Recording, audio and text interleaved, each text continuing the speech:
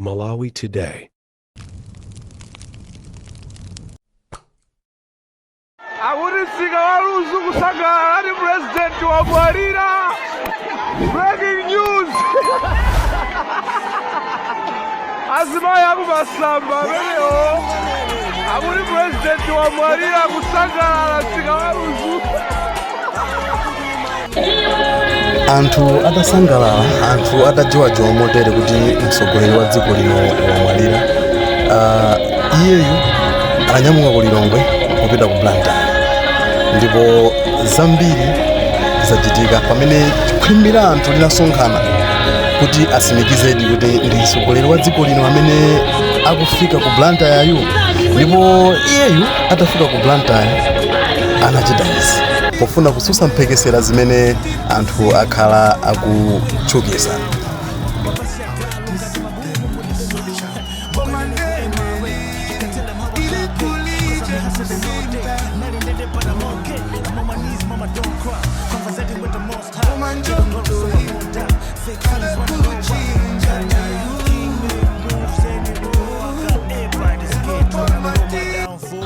Menemo ndi mmene anafikira mtsogoleri wa dziko lino ku Blantyre.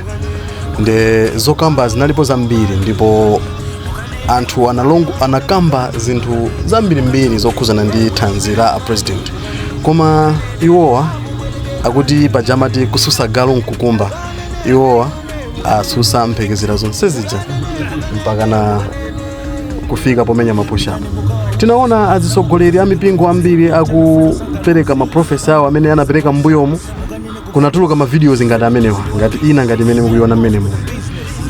Ena prophet Abunya anawonso analowa live zulo pa page pawo kulongosola zambirimbiri zokhuzana ndi zimenezi.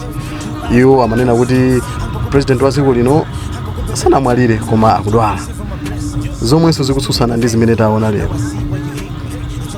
Chimene tingakambe kwambiri njonena kuti ife timakhulupirira kuti ngakhale munthu utakhala kuti wadana naye mwamtundu wanji, koma tiyena Malawi tisamafunirane imfa.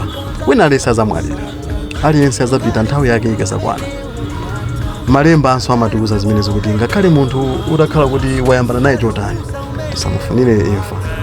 Aliyense azapita ndipo wina aliyense azamwalira. Sitikunena kuti president sangamwalire, azamwalira. Wina aliyense nthawi yake ikazafika azamwalira. Umomo timangofuna tikuoneseni mmene zinalili lero ku Blantyre. Zomwe kwambiri. I saw the front. Now the front is up. I saw the front. I saw that there's a bit of mourning. Same offices. Same offices. Hallelujah. What if you pray? Me, I pray. God must change. Try. Pray. Now.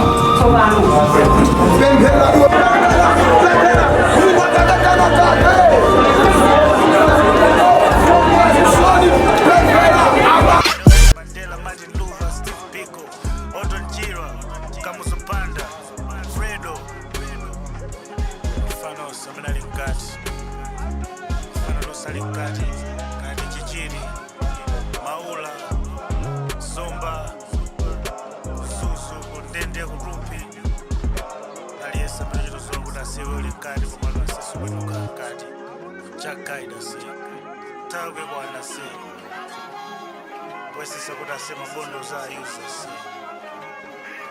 Jajama basi.